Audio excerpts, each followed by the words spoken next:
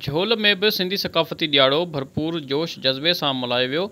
Sindh TV network के ऐलानियल मज़लूम न्याणियुनि सां साथ जे वचन के सिरे हेठ सिंधी अदबी संगत शाख झोल पारां पब्लिक लाइब्रेरी में प्रोग्राम मुनक़िद कयो वियो, जंहिंमें सियासी समाजी अॻवाननि, इल्मी अदबी शख़्सियतुनि ऐं शहरियनि वॾे में शिरकत कई।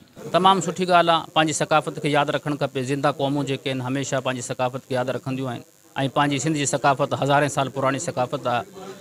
इन ॾींहं ते असांखे वरी सभु नवां ताज़ा थी था वञूं ऐं ॿारनि में, असांजी नौजवान नस्ल में इहो सकाफ़त जो शौक़ु वरी उजागर थी थो वञे। सिंध जी धरती महिमान नवाज़ धरती आहे जंहिं हमेशह अमन जो पैगाम ॾिनो आहे।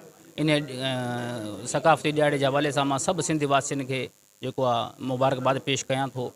पूरी दुनिया में रहंदड़ सिंधी क़ौम, सिंधी दोस्त रहनि था, उनखे अॼु के ॾींहुं मुबारकबाद। ख़ासि तौर सिंध टीवी जे सथ के ऐं झोल जे असांजे जेको हिन प्रोग्राम रचायो आहे सिंधी अदबी संगत शाख झोल जे सहकार सां जेको प्रोग्राम थियो आहे, इन खे आउं जज़्ब ॾियां थो ऐं तव्हांखे मुबारकबाद ॾियां थो। इन जे तवसुल सां असांजी जेको सिंध सकाफ़त आहे उजागर थी आहे, पुराणी सकाफ़त खे प्रमोट कयो आहे।